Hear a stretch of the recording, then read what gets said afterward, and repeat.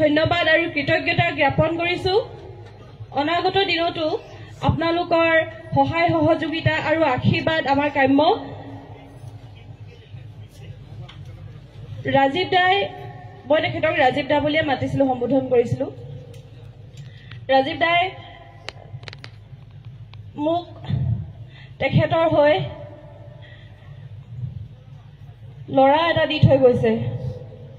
ল'ৰাটোকো মই জাতিটোৰ কাৰণে আগবঢ়াই দিম আৰু এইখিনি কৰোঁতে আপোনালোকৰ সাহস আৰু অনুপ্ৰেৰণা, আপোনালোকৰ পৰামৰ্শৰ দৰকাৰ হ'ব। আপোনালোকে কৃপণালী নকৰাকৈ মোৰ মানুহজনক ইমান মৰম কৰিছে, মোৰ অনুভৱ কেনেকুৱা মই ভাষাৰে বুজাব নোৱাৰো। আৰু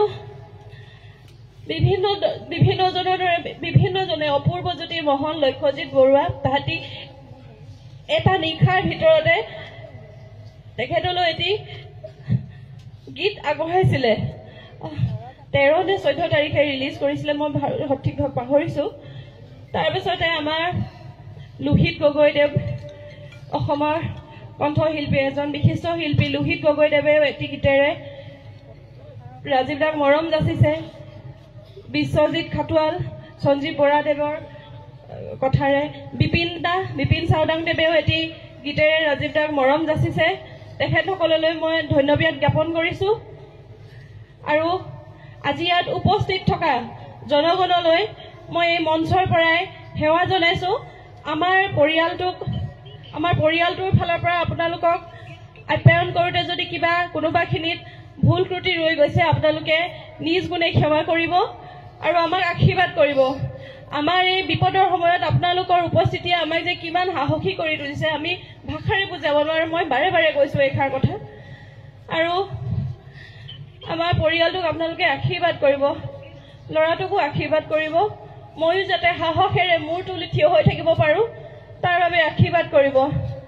আৰু আমি যদি সম্ভৱ সমস্যাৰে কওঁচোন, ৰাজীৱ দাৰ এটা ভাল লগা শব্দ, যিটো তেখেতৰ হয়তো আটাইতকৈ ভাল লগা এটা বাক্য, সকলোৱে সমস্যাৰে ক'ব দেই, জয় আই অসম, জয় আই অসম, জয় আই অসম।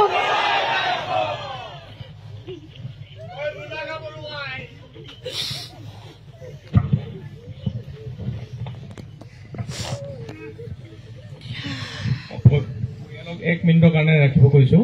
পৰিয়াল আমাৰ বায়ুকুৰি ফালৰ পৰা